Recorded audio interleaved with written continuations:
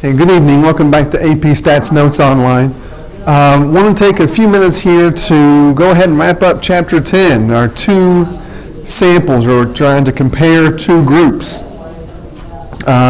We discussed how to create a confidence interval when we want to try to estimate the difference in two population proportions. We talked about what a significance test would look like if we're testing to see if there's a difference between two population proportions or if one population proportion is larger than the other. And then in the previous notes we talked about how to create an interval that would estimate the difference between two population means. Okay? Well, it may become very necessary for us to try to find statistically significant evidence that one population mean is larger than the other, or just different. The two population means are just different. And so in order to find statistically significant data, or to find out if a situation is statistically significant, then we want to create a significance test. We want to test our hypotheses. Okay? And at this point in the course, the nice thing is a lot of this stuff is just the same thing, right? You have to remember that once we switch gears from a confidence interval to a significance test, we're moving from trying to estimate a particular value to trying to find significant evidence of a particular difference that we think might be there. Okay, you know, the calculations are obviously a little different in what some of them are the same. In what they mean are very much different. So we have to be careful about recognizing what inference procedure that we're using and then what calculations we need to make those inference procedures happen. Okay, that will be the case as we move on to Chapter 11 when we do chi-squared testing. And so we'll come up with ways to make sure that we understand which inference procedure we're using and then which formulas we need to make that happen. Okay? That being said, let's get into a specific significance test when we think there may be a difference between two population means, or we may think that one is larger than the other. Okay? First point to make, the conditions for conducting a two-sample t-test, which is what we would do, right? If we're going to try to test two population means, then we're going to perform a two-sample t-test. Again, why t? Just a quick review here. We can use z procedures for means if we want, right? That's if we know the population standard deviation. Okay? If we have that information, then we're going to still use z procedures. Where we have to switch over and use t procedures is where we don't know the population standard deviation, and therefore we're using a sample standard deviation. Okay, I wanted to make that point real quick. I think that gets lost along the way. I think we get used to just automatically using t for means and z for proportions. But again, not wanting to be robots, you've got to think about the information that you have and what that means as far as you know, when our distribution, what our sampling distribution is going to look like, whether it's a normal curve or this t-curve that we've discussed in the past. The differences between the z and t curves we're going to explore more when we start reviewing for the AP exam. Okay? But anyway, that being said, the conditions that are necessary are still the same, right? We're still going to do random, where both groups, I don't want to call them samples, but both sets of data, okay, are coming from random samples.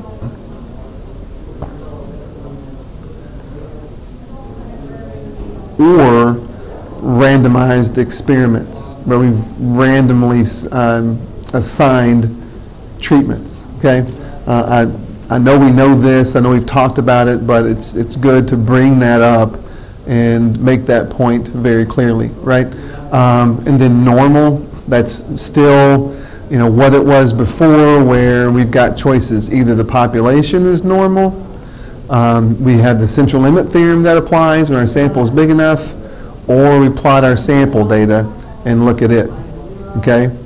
And again, I know we've talked about that a lot. And then obviously independent, we got to make sure that our sample size is less than, let's do it this way. Our population size is bigger than 10 times our sample size, right? And the groups are independent, okay? And we'll make those points along the way as we need to, okay? But this is, again, the same as the confidence intervals when we're trying to estimate the actual difference between two population means. So let's take a look at a quick significance test here, right? In commercials for Bounty paper towels, the manufacturer claims that they are the quicker picker-upper, right? But are they also the stronger picker-upper? Two AP Stat students, Wesley and Maverick, anyway, decided to find out. They selected a random sample of 30 Bounty paper towels and a random sample of 30 generic paper towels and measured their strength when wet. To do this, they uniformly soaked each paper towel with 4 ounces of water, held 2 opposite edges of the paper towel, and counted how many quarters each paper towel could hold until ripping, alternating brands, okay? And here are the summary statistics that they came up with. So for the Bounty, the average number of quarters it took was 117.6 to get the Bounty paper towel to rip, with a standard deviation of 6.64. In the generic, the average was 88.1 with a standard deviation of 6.3. Definitely seems like Bounty is the stronger picker-upper, right? So we're asked to use a significance test to determine if there is convincing evidence that wet Bounty paper towels can hold more weight on average than wet generic paper towels. Okay? And so we're going to go perform our tests. So in terms of state plan do conclude, we need to state our hypotheses, talk about our significance level, and then make sure that we define our parameters from U. Okay? So we assume that there's no difference between the means of the two populations. Now there's a language distinction to make here,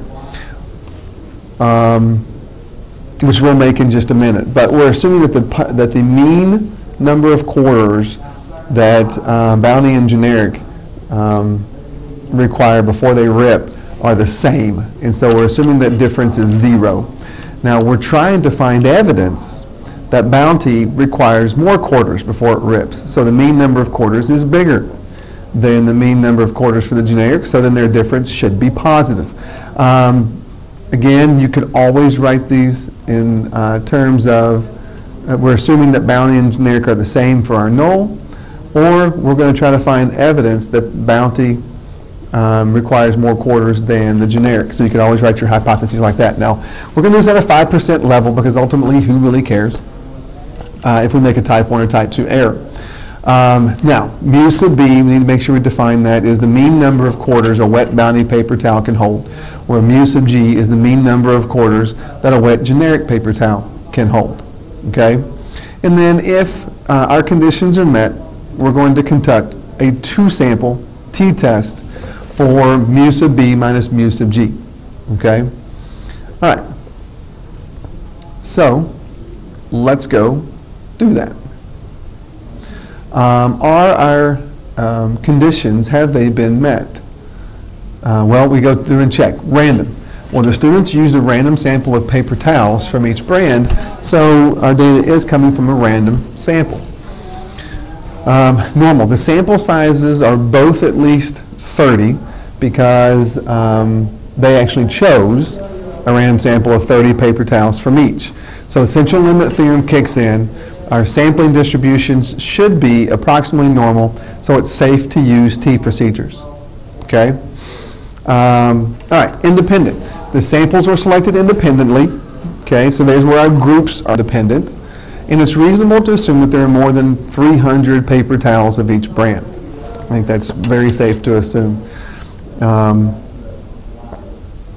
Okay, so we're ready. Our conditions have been met. We're ready to go do our test. We need a test statistic. Okay, and again, in terms of your formula packet, okay, your test statistic, and we can keep referring back to this. If I can get my board to cooperate a little bit here, right? When I need my test statistic, I've got to take my statistic minus my parameter and divide it by the standard deviation of the statistic. Okay? Our statistic is going to be the difference that we observed in our two samples. So this is our statistic. Our parameter or claim, right? There's another way to say this too when we're looking at a test statistic. Our claim is that their difference was 0. So this is our parameter. This is what we are assuming is true. And then our standard deviation of our statistic, well, we had the standard deviations for each group.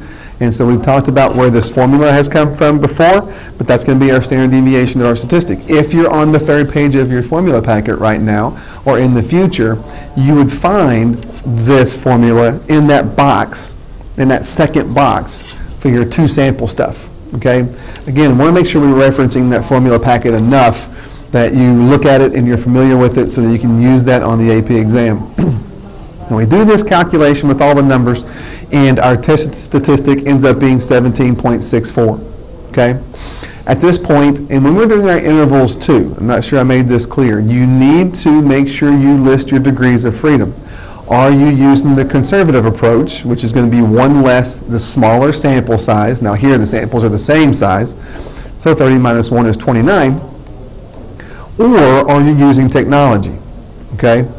So we're using the conservative approach of degrees of freedom of 29. That's where we're going to pull out table B and look look for the row that is 29 degrees of freedom, and then go look for a test statistic of 17.64. I think what you're going to find is that it's going to be off the table in the direction of the p-value being approximately 0.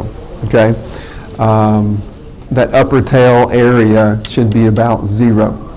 Okay? If we need some verification there, make sure you ask and we'll go over it in the next class. Okay? Now, that being said, our p-value is approximately 0. Since the p-value is less than 0.5, we're going to reject the null. And first sentence is always about the null when we conclude our tests. Second sentence is about context. What's that mean in context? So since we're rejecting the null, there is very convincing evidence. I always am afraid of these qualitative words, very, qualitative or quantitative. Anyway, there's very convincing evidence that wet bounty paper towels can hold more weight on average than wet generic paper towels. For my liking, maybe we can just say there is convincing evidence, and very is relative to who's looking at the data, I think. So anyway, probably not a big deal one way or the other. But anyway, the test does provide convincing evidence that wet bounty paper towels can hold more weight on average than wet generic paper towels. Okay? That is with using a conservative approach of 29 for your degrees of freedom. Let's see what happens when we allow the calculator to do our test, because there's going to be a difference, just like there's a difference in our confidence intervals. And then again, it's all about the degrees of freedom.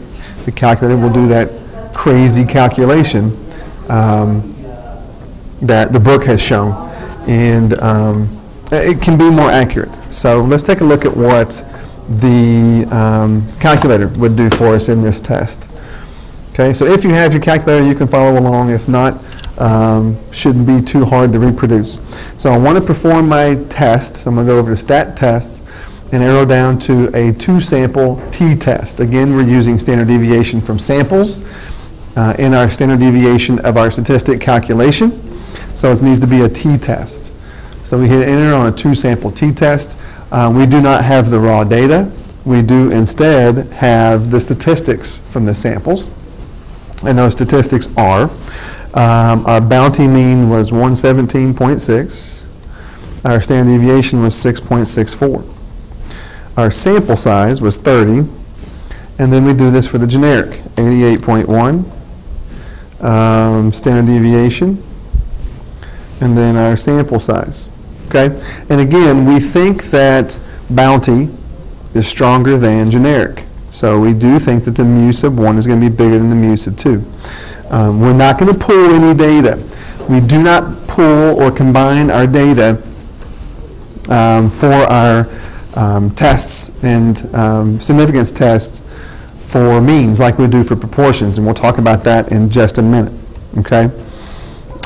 So we're going to calculate this, and there you go. So the test statistic when we did this by hand was 17.64, and as you notice, the test statistic when we do the calculator is 17.653, so not really all that different.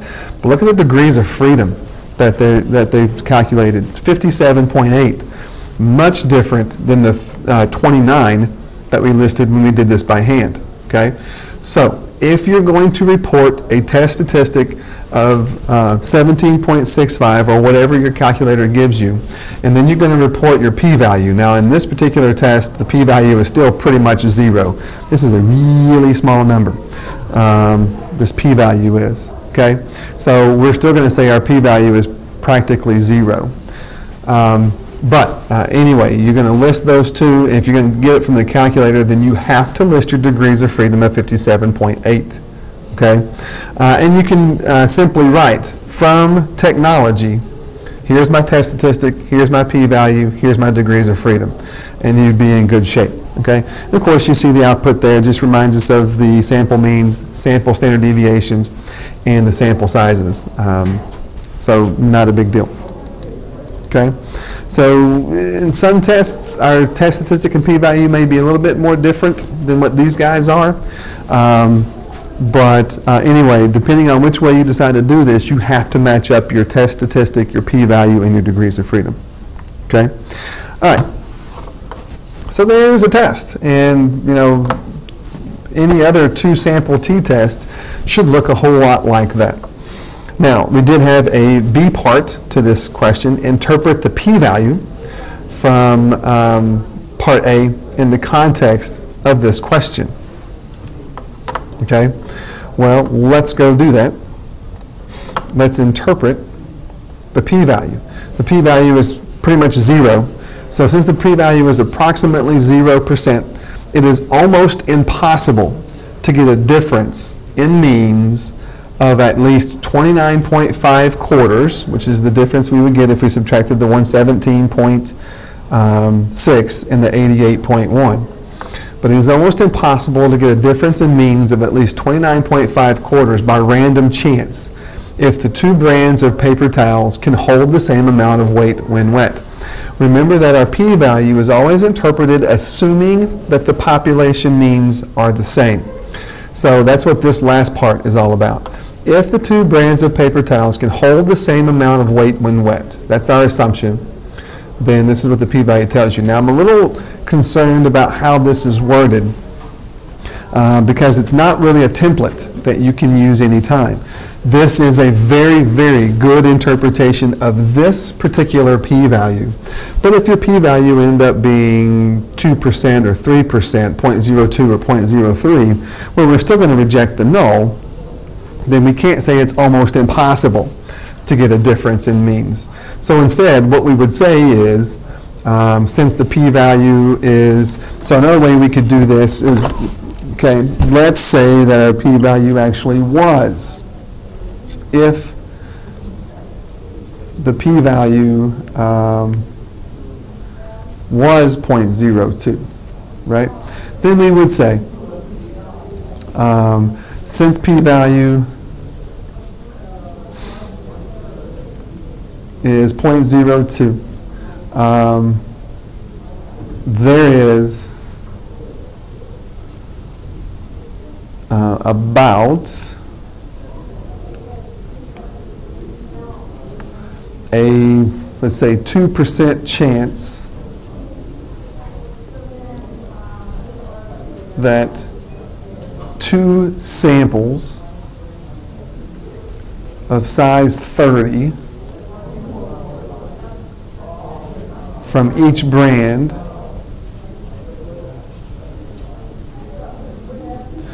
would produce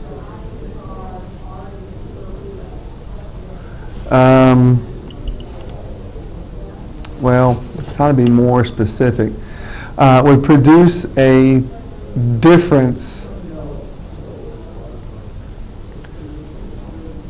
in the number of quarters that would hold, in the number of quarters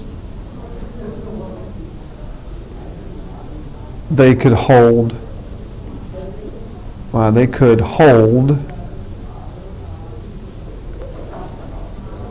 when wet, as big as or bigger than these samples produced. It's a lot of words. There may be a shorter way to say that, right? But since the p-value is 0.02, there's about a 2% chance that two samples of size 30 from each brand would produce a difference in the number of quarters they could hold when wet, as big as or bigger than these samples produced. And that's what the p-value, this is, again, we have to allow for that too. If the true difference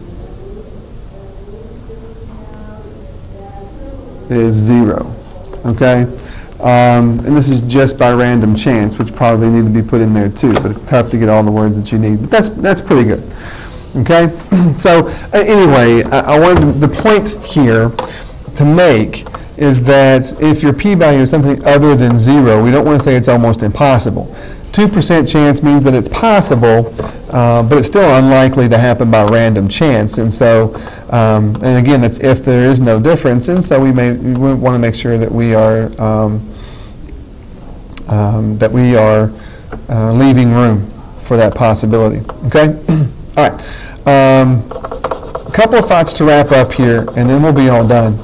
And that is some things to think about when you're using your T procedures and when you're testing for two means. Okay. First one is when doing two sample T procedures, should we pull the data to estimate a common standard deviation? Remember, we did that with our proportions.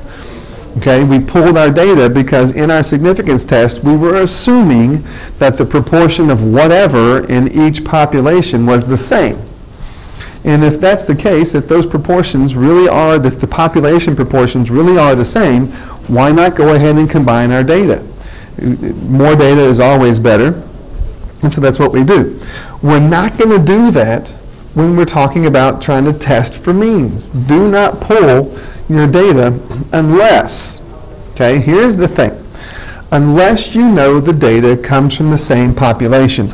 Now, in our significance testing, we are assuming, right, our null is assuming, hang on, I'm looking for a board that works again. Okay, in our tests, we're still assuming that the population means are the same. And that's fine, which may look a lot like assuming the population proportions are the same, but it's not, because when we're talking about means, we almost always attach standard deviation to it, okay? And so even if the two means from the two populations were the same, the standard deviations may not be. And so we can't assume that the two populations are the same still, like we did when we were testing our proportions. So even if this is true, the standard deviations probably are not going to be the same or may not be the same. So we don't want to pull our data because we cannot assume that the two population makeups are the same. Okay? Now, if we know that our data is coming from the same population so that it would have the same mean and the same standard deviation, then we're going to pull our data, but that's not going to happen very often for us. Okay? So don't pull your data. There's an option in your calculator to do pooled data, but we're not going to. Okay? If we come across a situation where it makes sense to do so, we'll talk about it. But 99% of the time in this particular course, we're not going to come across that. Okay? Next question. Because we're subtracting means, should we use two sample t-procedures with paired data? So if we take our experimental subjects and we pair them up, or we apply two treatments to each subject, do we want to use two sample t-procedures? Because we're still subtracting means, right?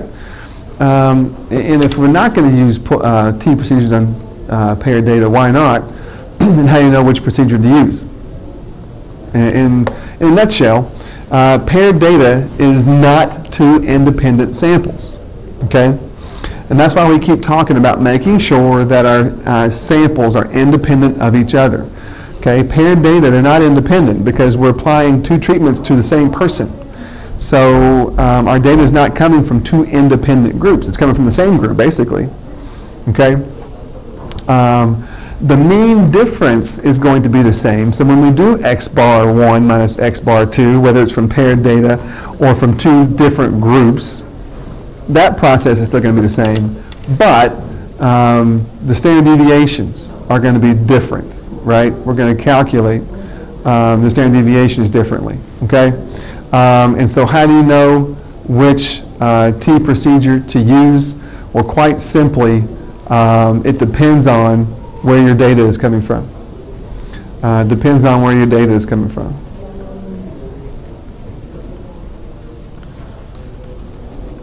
Okay, and that's one of the things we're going to talk about as we review all of our inference procedures. Depends on where data is coming from. Okay? If two separate groups or two separate populations